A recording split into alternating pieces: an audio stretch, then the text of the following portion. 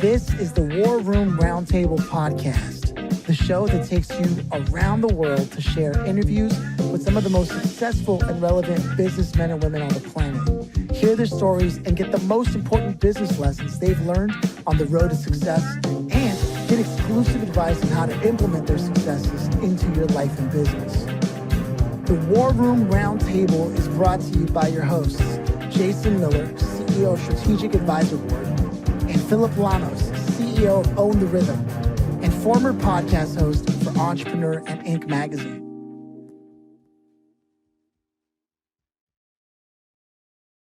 Welcome to the War Room. It's a pleasure to have you here, Wes. How you doing today? I am doing just great, gentlemen. Thank you so much for having me. Yeah, man.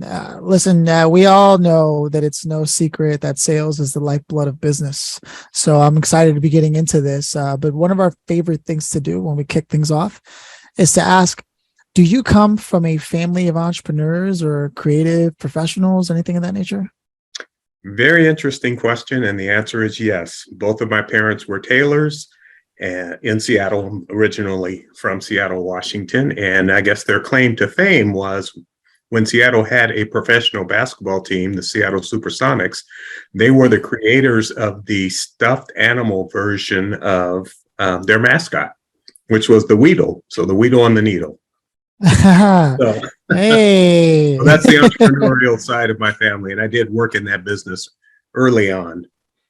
how did that sort of inform your outlook on life moving forward? You know, considering school as an option, Right. work in general, and how you grew up in one environment, saw how things were done behind the veil, and then working in an organization and seeing how they're doing it. How did that all come together for you?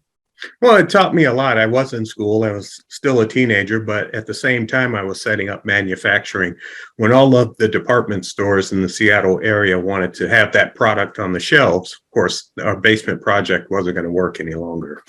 So I set up shop in LA, found basically sweatshops to create the stuffed animal version, and of course had them filled in Seattle. Didn't want to ship pillows across, across the West Coast. So that all worked out quite well. But what it did teach me is that, business is multi-level, multifaceted, and there's a lot of competitors out there, and there's a lot of suppliers and vendors out there. So what I learned early was the power of negotiation. Oh, okay. And that's basically the secret sauce for success. If all of your costs are in if you spend all of your money on the costs, there's very little left for profit. So I became a capitalist at a very young age. Living in America, that's actually not a bad thing to have early on. Sure. Too many of us grow up, I'm a perfect example of this. Didn't have any of that experience coming up. And most of my friends, especially in high school, we were more concerned with like what someone was wearing or, spending money on frivolous things, not even thinking of the future, even when they tell you to think of the future. Right. So we grow up and we get into society and we're like, I wouldn't even know how to get a car if I had to. What about a loan? Or just in general, what am I supposed to do? I need something, get a credit card. Why not? Right. And the list goes on, and bad choices and not negotiating with people, and then thinking that, well, it's either going to work or it's not. And again, not negotiating your way through reality. So I'd love to learn, how far back can you remember like your negotiation, like really starting to come into your life? Like, was it around that manufacturing time when you were still in school? Prior to that. So at age 15, I purchased my first new car in anticipation of my 16th birthday. So my mom and I and my dad, we went to the auto dealership, and I'm going to date myself in saying this, but it was a brand new Chevy Vega. Okay. $2,300 for the most stripped down version of that vehicle you could buy. The radio, where the radio would normally sit in a vehicle, it was a plastic cover, no radio. Oh, wow. And my mom and dad negotiated, and to the point where I wanted to leave the room. Where they wrote a check for that vehicle cash, and they wrote it out and said, "This is what I'm paying for the car," and there was no further negotiation. And I left with a new car. So that all worked out. So 15, almost 16 is when I learned the power of negotiation to a painful end. Yeah, I can only imagine. It's funny. We have no problem having someone charge us whatever they want, but for some reason, we have a problem asking for a different price. It's just as a society, in particular, ironically, in America, where that's probably the most powerful tool to have. After 35 plus years as an executive level manager and working with Fortune 500 companies, do you find that there's any sort of pattern or trait as to why that might be, or at least some ways we could fix that in us if we still have those remnants of discomfort with negotiation? Sure. Well, in my case, I've triangulated. So as you just mentioned, I worked for 3 Fortune 500 companies, one being PACCAR, which owns Kenworth and Peterbilt trucks, Caterpillar, equipment manufacturer, and then Volvo, which also owns Mack trucks. So what's different in those 3 organizations is PACCAR is privately owned, as most people know. Caterpillar is publicly owned. And then Volvo is foreign owned. It's owned by a Swedish company, obviously Volvo. And what I've learned in each of those, I guess, endeavors is their management styles are different. Their culture is very different. And the way you have to conduct yourself as a W-2 is very different. So I guess what I would say that I've learned from those 3 organizations is their distribution base, their supply base, everything from engineering, from a concept to a finished product that's being marketed out to the general public. Everything is different, and you have to understand those differences, and you have to work within the confines of those differences to be successful. A lot of internal scarring from those 35 plus years of working at a corporate level, at an executive level. You hear and see things that no one should be forced to see or hear, but that's the secret sauce. Okay. I love that you brought up workplace culture and this and that. Jason himself is also a huge advocate of being the kind of company that moves forward with the times. And, a lot of companies, especially with the temperature right now, I mean, there's like this looming recession and what have you. People are like, I need you back in the office. And, there's a time and a place for all that. Right. But also the world is changing. And Jason has been speaking about this at length. So I love that you brought that up. Before we keep going, because I want to know more about what you're doing, I want to check in with him in case he's had a thought or two that, like, while you're talking, he just didn't want to interrupt. Sure. to sort of sprinkle in here. Yeah. I mean, just going back to negotiating, right? The art of negotiation is, that's what wins the game, right? Yes. It absolutely is. And it boils down to this. This has been my experience in sales. Has always been, the who speaks first loses. Right? That's really close to what I say. I say whoever throws out a price first loses. That's right. That's right. That's it. Right. So there's a little art in learning when to shut up. Right? Sure. And leave that silent. And if you're the one that's can leave that silent and let that other person talk, you won. It's over. That's very accurate. It's really true. Very accurate. I used to do tons and tons of sales for my own companies. And, I had a mentor that said, you know what? You close and shut your mouth. Mm-hmm. And don't say another word. Don't say anything. Correct. And I started doing that. And I got to tell you, it probably increased my close rates by 30, 40%. Mm-hmm. Just by shutting your mouth, Right. Well, hey, our packages start at $50,000. That's where I think we need to start. Would you like to pay wire that, check, credit card? How would you like to do that? Yep. That's true. You have 2 ears and 1 mouth for a reason. That's it. That's it.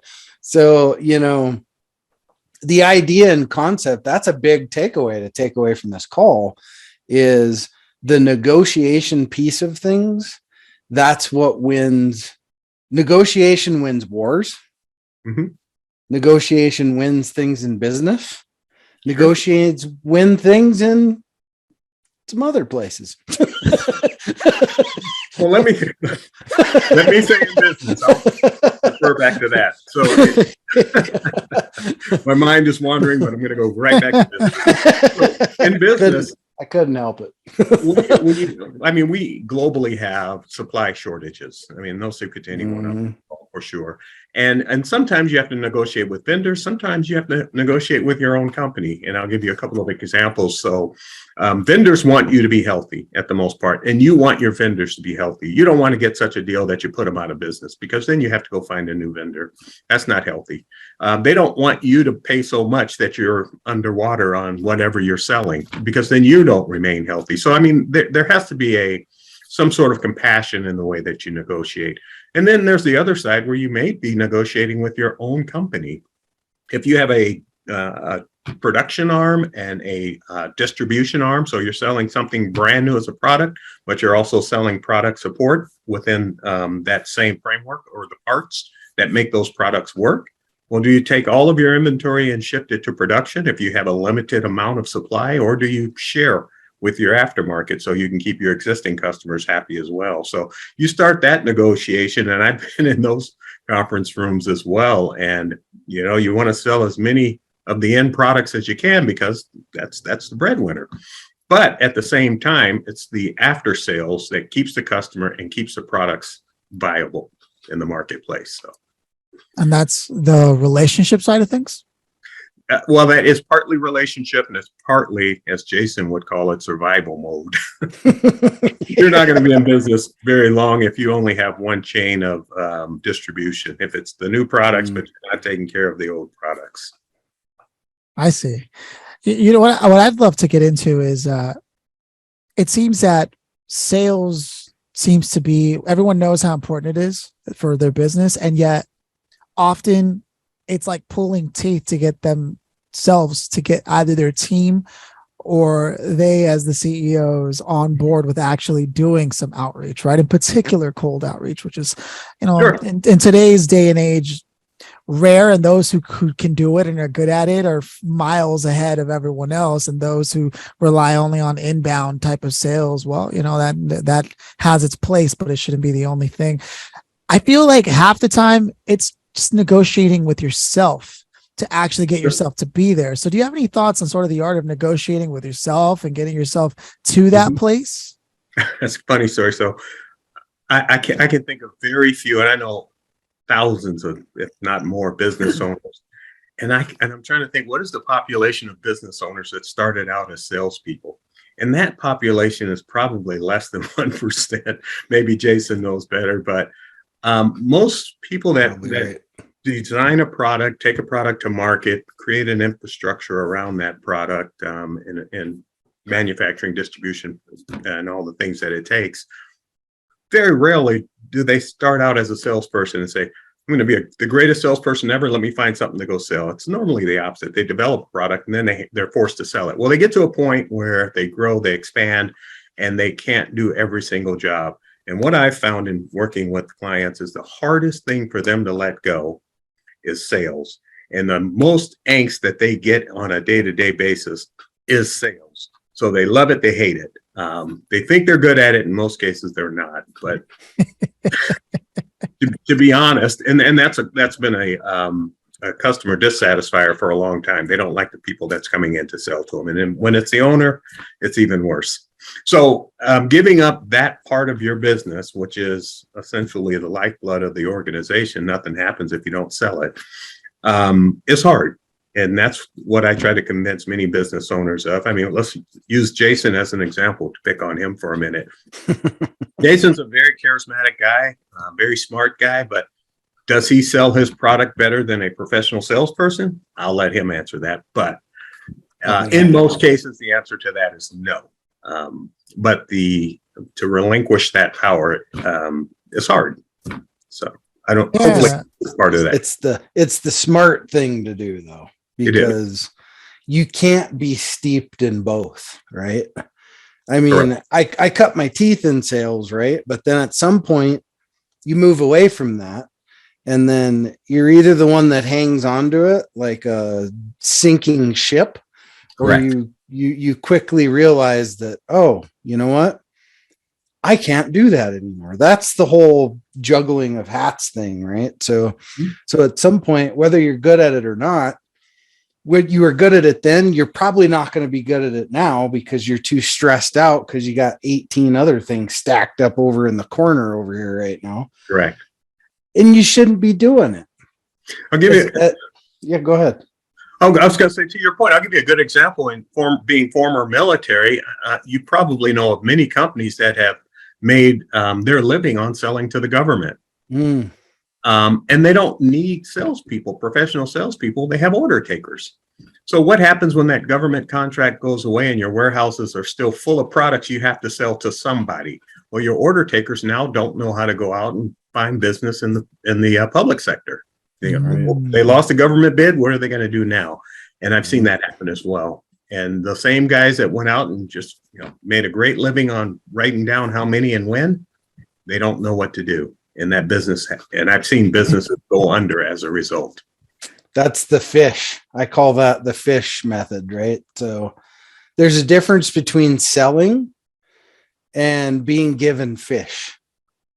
Not Correct. The same thing at all.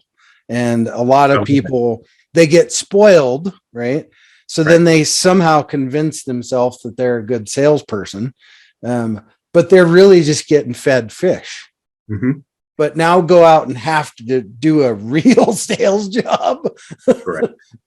And then you'll quickly realize, man, I suck at this. Holy crap. Well, you have to have right foundational pieces. If you don't have those, you're really going to be in a bad way. So, and that's what I preach to my clients. As good as your product may be, how are you distributing your product? How are you pricing your product? Who's representing your product to the marketplace? I mean, you have to have all those components really running on all cylinders. And if they're not, you're going to have gaps. And that's what I specialize in. After all those years of corporate experience at a very high level and paying out millions and millions of dollars in bonuses annually to guys that are buying jets and yachts and, you name it, lavish vacations, their employees didn't really see a lot of that, the sweat equity that they put into the organization. So I really try to focus on small and medium-sized companies where they can let that money trickle down, so to speak. So the employees are happier, their families, their communities, their churches, you name it. The community wins, not just owners.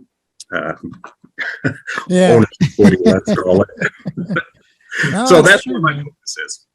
I love that. I love that you could bring that level of experience down to some of the smaller players, and that's relative, right? But some of the smaller players and how they can help, because we talk about this often on the show. Small business, even medium business really is the backbone of the economy. They're really the ones powering, putting food on the table for many, right? And it's when I started out, I was lucky enough that my first mentor sort of made some introductions for me, right? And he said, these are people you can afford to make mistakes with, but I want you to get on the phone and make all the mistakes, right? And sure enough, I mean, the first call I ever had, the guy interrupted me and was like, look, I want to tell you something. I'm a coach for CEOs. We're 10 minutes into the conversation and you haven't asked me a single question.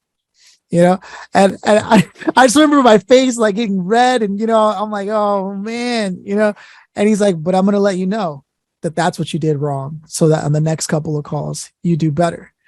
Correct. And of course I kept making mistakes until I didn't make mistakes as much anymore. But I still think that even being given the people to call was too much of a benefit, because then later you get out into the field and you realize, okay, now I know that these are the kinds of people I want to talk to, but now I got to call them, find out what's going on, diagnose and see if it's a fit, and make sure that I don't try to fit myself to their problem, because then that's the whole problem with sales. Right. And so that's like a whole other level. And there are things that I feel like in that process, that gradual development into a sales professional, to a level where then you as a CEO can then delegate it and choose properly who could be, or hire a company that gets the people in for you. Right. But there's a rite of passage almost in business and sales. Do you have any thoughts on that? A ton. I'll try to narrow it down though. But I for years and years and years, and being in management, having hundreds of salespeople in the field, you're only going to be as strong as the salespeople that you have. And I've gone in and I've analyzed salespeople for a very long time. I assess them, and sometimes I put them where they need to be because sales isn't always the right location for them. And you build high caliber teams. When you build a high caliber team, not necessarily saying the guy that knows the most about the product, but the guy that has the attitude, the aptitude to go out and do the things that need to be done, those are the guys that I want. I've hired guys from every walk in life. I've gone into hardware stores and seen guys I liked and said, hey, have you ever considered joining a different type of occupation where you're going to learn a lot of new things, you're going to meet a lot of exciting people, and you're going to make a lot of money? Typically, they're interested. So I've built teams for a very long time. I've gone into companies and assessed their sales personnel. And as long as it's not family, and I'm not calling babies ugly, they tend to listen. And when you can go in and honestly tell them you're not going to win with this team, and once they know it and believe it and they are willing to make changes, their business goes in an entirely different direction. It's not just their team, though. It's also their processes, understanding their business plan, their compensation plans, because I've seen salespeople paid 100% salary. Where's the motivation there? Yeah. I mean, typically those are family members, but beyond family members, I've seen 100% salary and 0% commission, and you have to start feathering in the commission component to figure out, are these guys really working? I can give you every scenario you can imagine. Where I even saw where a wife said, "This is exactly how much money you need to bring in," and that's exactly what he brings in. To pay the bills, to pay for the vacation annually, and that's all he does. And they're happy with that. So, but if I, as a business owner, if that's my employee, we're going to have a conversation. Oh man. Okay. This is getting deep. I want to get more focused on one of the chief objectives we have on this conversation, because it's getting so good. I'm going to get distracted on some of the things that I love to do on the show. And that is, you had some bottom line, like this is the go-to advice that you've seen through all the pattern recognition you've had over your career. Like anybody, you walk into a room, one of the first things you want people to know, rule of thumb, if you're working with me, I need you to know this. Wes, what is that? Yeah, I see it as being two parts. Any company I've worked with, I do two things. I go in and I do a discovery to make sure I understand. As Jason would say, I listen. I don't talk. I ask some very specific questions, but for the most part, I'm listening. And then second to the discovery process is the assessment process. And the assessment involves letting that company talk about them. So I have a couple of assessment documents that I use that they complete themselves, the company owner, his C-suite, his executives, so we can triangulate all of the information. And then I can feed it back to them in an executive summary, illustrate the gaps, and then we talk about how do we close the gaps. In a lot of cases, most companies just don't simply have a playbook. If you can help them design their playbook and it's sustainable for the next few years, you get in on a fractional basis, you give them that information, you provide that direction, you get out. And if they follow it, they'll be successful. If they don't, well, we kind of revise the playbook. But I think long-winded answer, but understanding the client, understanding their market, understanding their processes, their systems, their pricing, and what is the goal of the company? In some cases, they just want to make the company marketable so the owner can sell it in 5 years. In other situations, they may have a line of children that they want to grow and develop in the business so they can take it over. And in some cases, they want to be bought out by another company that can take it to the next level. So understanding all of that is what makes it go. Interesting. I like that specifically because many people will go out there and try to get some cookie cutter advice on sales. And the truth is, what you just said just points out, you can't take for granted that your company, regardless if it's in the same industry as 100 other companies, Sure. has the same needs that those other companies have. And that's why it's so important to be able to give the respect that's due to your own sales process with your own team and their capabilities, their aptitudes, and whether or not you need to add those things. Okay. Yeah, I'm picking up what you're putting down. What's important. So in the space that I work within today, small to medium businesses, I mean, that's kind of how I look at my elderly relatives. They're one slip or fall away from being in some sort of care. It's the same with small and medium-sized companies. One disruption, supply chain could be a good example of that. So supply chain disruptions could cripple that company. So you want to get into those small to medium-sized companies to ensure they have the best possible footing they can. So when that storm comes, they can survive. I've seen way too many businesses go out of business because they weren't paying attention, and they could have avoided the pitfalls. But unfortunately, they don't all see it that way. And I've owned the business, so I know from experience the good and the bad. And as you said earlier, as you were early in your career, you're flush-faced. I've been that way many times. I'm still that way. I get into situations where I go, geez, I didn't think it went that way, but you learn every day. Yeah, man. No, the goal of the master is always to practice the basics anyways, right? Because the fundamentals are always the ones that get the job done. Everything else is just experience. So I'm a big fan of your disposition in regards to your position and experience. I think those are all important factors.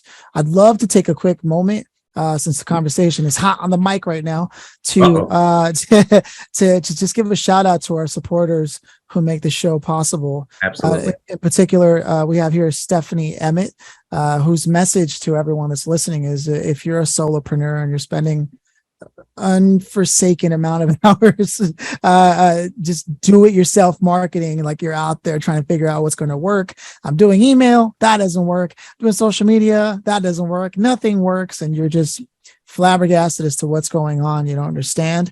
Well, guess what? She's in your corner for that specific reason. So if that sounds like you, she created a program called the Startups to Six Figures Mentorship. That's the solution she designed, and it's simple, clear, and exact steps you can start to bring into your arsenal to get you prepared for actually getting some traction with the tactics that you're trying, right? You won't feel frozen with analysis paralysis, and all you have to do is go to therightstephanie.com, and that's WRITE, therightstephanie.com. Enter the code War Room for 10% off if you heard it on here, and she'll take care of you, roll out the red carpet. With that said, I also want to roll out the red carpet for you, Wes. Where should people who are listening right now go to connect with you further and seek your counsel, your Jedi counsel? Oh. Yeah, I do a lot of pro bono work, so I've got to be careful here. W. Cotton, COTTON, at Sales Acceleration. Now, this is tricky. Sales, SALES, and then an X, CELERATION. So Sales Acceleration without, spelled a little tricky there, .com. And happy to help those who need it. I live in Kansas City as well as Seattle, kind of bounce back and forth between the two. And those are the footprints where I stomp around the most. Right on. Okay. Before we go on to the grand finale, I want to check in with Jason, hear some of his reflections. Yeah. These are important conversations to be having right now, because I personally feel that the art of sales is kind of, it's starting to disappear a little bit, because all you have to do is just get on LinkedIn. And if you have an account on LinkedIn, you know exactly what I'm talking about. Yeah. So it is the art of building that relationship up to the point of the sale. It's critical. It's not just here, let me pop the first connection. Hey, I got this great brand new gizmo that I want to sell you. Great. Not interested. Go away. Right. Mm-hmm. Because at the end of the day, we're consumers. All of us are, right? We're all going to buy, but what we don't want to do is be sold. Correct. Right. That's what it comes down to at the end of the day. Yeah. If I need a new lawnmower, I'm going to go buy a new lawnmower. But if I show up and I got some cheesy guy yakking in my ear, I'm going to go somewhere else, right? It's just how the human dimension works. But if I go there, somebody's nice and friendly and they're like, well, here's the difference between this one and this one. My personal opinion is, I like this one because it's got more vroom to it or whatever. Those are the people you love to talk to, right? Because that's what they're doing. They're having a conversation. And the best thing you can do in sales is have a conversation. Mm-hmm. Sales doesn't have to be considered slimy and cheesy. Yeah, right. Well, hey, welcome. I literally this morning, before I got started on all our calls, I put it out on LinkedIn and I tagged everyone I'd be speaking to today. And I said, if anybody has any questions, let me know what you would love for me to ask them. Some of them are like, oh, ask them what they're most excited about today in business, in their own business. Right. Mm-hmm. And then someone jumps in and they're like, they're not from America, and they hit me up and they're like in the comment section of that post. And instead of being relevant, they're like, hey, I love your podcast and I love your music on Spotify. I do X, Y, and Z service. Please, sir, respond in the messages. I'm like, oh, hey, super great. I don't think it's relevant to the post. I took the time to write back. I said, I think that kind of transactional conversation is better had on Upwork or Fiverr, but thank you anyways. And they're like, yeah, I can send you my Fiverr or my my Upwork link and you can message me there. Should I send it to you? Please, sir, respond. And I was like, wow, I don't think you understood what I said, but thank you anyways, man. And I just think to myself, there's a lot of people out there that are just doing that, whether they're from another country or even in the US. And it's crazy to me. I'm sure you have your own horror stories. Oh, I do. And it's funny. I'm listening to you and I'm thinking 5 times a day, I'm offered services I didn't know I needed. But I'm offered like 5 times a day. But boy, they think you need them, don't they? I don't have to do anything myself if I just take advantage of all the services that are offered to me. But I asked somebody a couple days ago. They hit me about, I don't know, I think it was an app. And I said, does it come with a toilet? I'm interested if it comes with a free toilet. Crickets, man. Yeah, I'm going to try that. I thought that by responding and letting them know that if that's how they want to approach the sales process, it's just easier to put up your profile on there and bid for jobs, because that's what you're doing. Right. Mm-hmm. As opposed to building a relationship. I thought if I took the time to do that, it would do a couple of things. Number one, anybody else that tries to do that's going to see my response to that kind of stuff. But number two, it might actually put them on a path where they'd be better served as opposed to being on LinkedIn and totally using the wrong tactic on that platform. But, you can lead a horse to water. Okay, I gotta plug one more thing in here. So I for many, many years, I used to tell salespeople that sell at the bottom line, as low as they can go. And they call me for all kinds of crazy discounts so they can sell at the bottom line. I said, well, geez, why don't you just hang a shingle in your district that says we are the cheapest? And then I don't need you anymore. That's true. Yeah. That's true. That's right. So true. People are either going to commoditize themselves or they're going to develop something that's premium and give people an experience that makes them want to buy. Right. Absolutely. And that's like the bottom line. And I'm just glad that we were able to have a conversation out loud about this to help sort of get that out, because a lot of people will listen to a sales episode of whatever, it's either a video or a podcast, some kind of content that was created. And it's like, here are the 5 steps, but we didn't do any of that here. We took frameworks. We took steps like analyzing diagnosing what's really going on before creating a solution or an offering. And that's like 90% of the work. Everything else is just figuring out the logistics and variables that make sense for that company. And I don't know how many people can't wrap their heads around that and why it's so difficult. You're never going to be the art of persuasion. I'm going to psychologically get this person to just open their wallet or their credit cards and give me all their money. It doesn't work that way. And yet time and time again, sure, you can. Go ahead. I want to hear this. Here's the analogy. So when you go see your doctor, and you hop up on the table and you say, doctor, here's everything going on. Cut me. Get in there and fix it, right? Doesn't work that way. The doctor asks a lot of questions. They do a lot of tests and all the things to truly understand what is your issue. It's the same in sales, as Jason would say. Ask the questions, but get the answers. Diagnose the problem, and then come up with the cure or the remedy for the problem. We don't do enough of that. We just hop in there, as Jason said, it's sell, and not knowing, do they even need what you're selling? Yeah, man. No, it's Got to do it the right way. It's one of those things, but here we are, waxing poetic, and maybe the people who need this won't even get around to it, because we're going to have real business professionals listening from our community, and they're going to go, yeah, that sounds about right. A great reminder. I'm going to get back and double down on what I was already doing, because I imagine our listeners are doing that. With that said, I want to now turn over to the grand finale, if it's all sure. in good taste. And that is, Wes, if you could have invited anyone to this conversation today, who would you have loved to have had here, and why them? Oh my God. So it's two-part answer. Number one, it would be my dad, who's been gone about 10 years. And he's always pushed me to do more, to be better, to be a better example, to be a better man, better father, better everything. So he always was that guy behind me pushing. And he still does that in a different way, because I can't get him out of my mind whenever I'm trying to excel at something. I wish he was here. But if he was here, this would be a totally different discussion, because I'd be so serious. And most of the time when I'm working with clients, I'm very serious, because this is a serious issue. But that's who I wish was here. Miss my dad a lot. And he's the reason that things have gone well for me in life. I'm always trying to meet his expectations, both when he was here and certainly now that he's not here. I love that answer, man. I myself have had a interesting relationship with my dad, him predominantly not being around.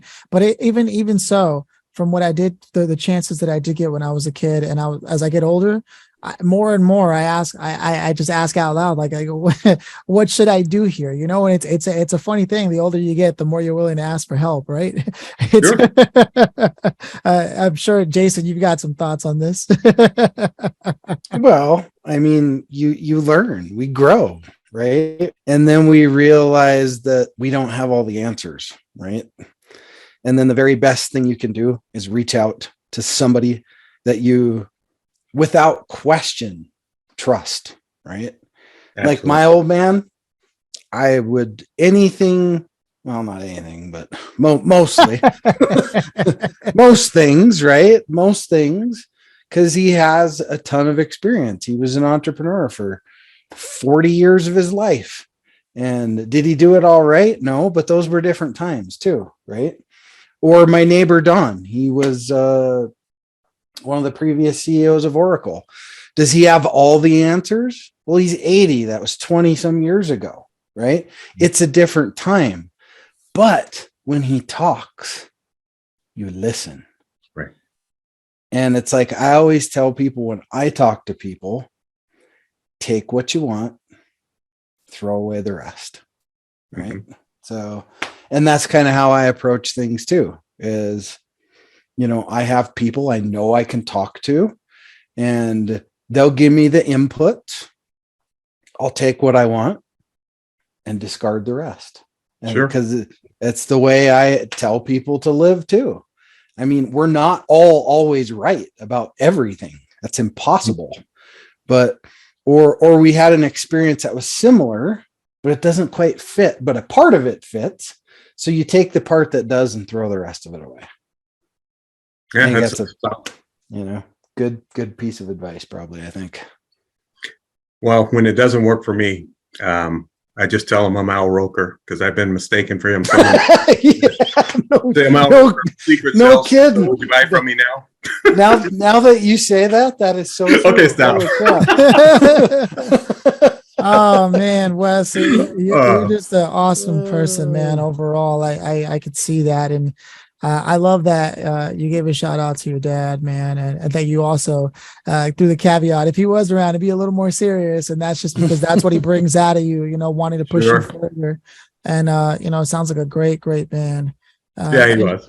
It's just an awesome conversation that we've had today. It's tradition here for Jason to close us out, but I just want to say, man, it's been an absolute pleasure getting to know you. Thank you. You as well. And Jason, I talked to anyway, so we'll clown it up later, Jason. Yeah, for sure. Well, thanks for being here, Wes. Gosh, it's always great to have like-minded people on the show and be able to share those experiences and all those things. And we just really appreciate you dropping that truckload of information onto the audience. And I hope they were freaking paying attention because there was a lot of nuggets in there.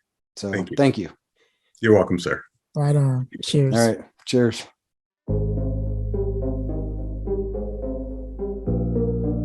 Thanks for listening to the War Room Roundtable with your hosts, Jason Miller and Phillip Lanos. Please leave your feedback and visit strategicadvisorboard.com to get the latest and greatest business advisement on the planet. Follow us on social media for updates, and always remember, if you can dream it and believe it, then you can go achieve it. We'll see you in the next episode.